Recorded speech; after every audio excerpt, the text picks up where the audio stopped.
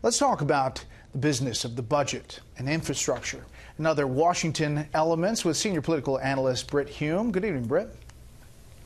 Hi, Brett. You know, the budget and the thought that Republicans are in a different place now than they were in recent years about concern about spending and some criticism from more conservative members like Jim Jordan saying that this is just spending, through the roof.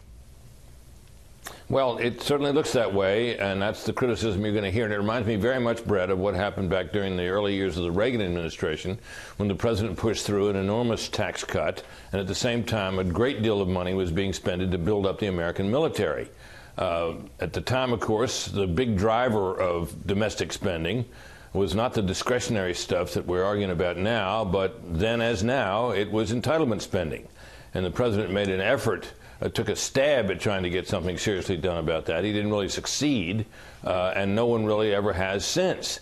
And the president, of course, in this instance, has basically taken it off the table. So we're fighting here about whether it's possible to raise military spending, which nearly every Republican and everyone in the military says is absolutely necessary at this stage, without also raising domestic spending to bring along Democratic votes.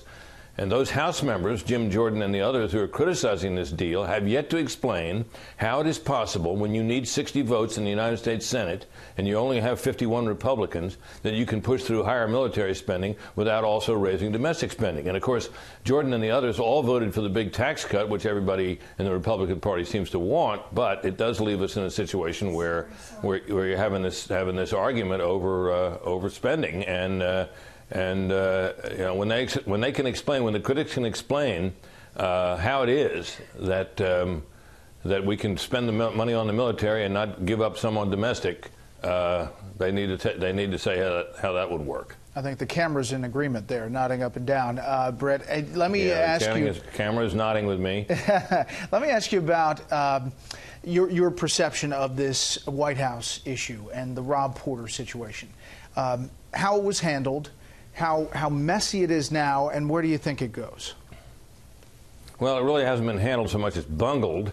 Bungled in the sense that the necessary information apparently never reached the people who needed to decide that maybe having this guy around was not a good idea considering the charges against him. I can certainly understand how one would be sympathetic to the idea that if somebody is merely accused, as has been suggested in this case, that he shouldn't automatically be drummed out of polite society.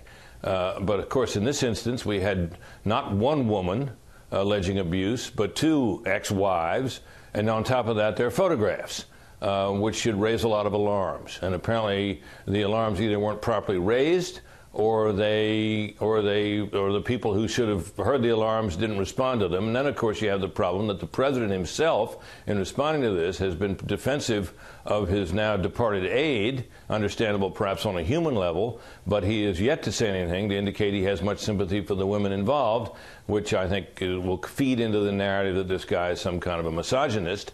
Whether that's true or not, it certainly makes it look that way. Yeah, obviously. He went through Sarah Sanders with a comment today.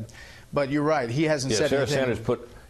Sanders he personally hasn't said a word. He did, you're correct, and I heard Sarah Sanders say that today, that she was speaking for him when he expressed concern, but there's no substitute in certain cases from the word coming from the principal himself. And quickly, do you think White House Chief of Staff John Kelly is in jeopardy here?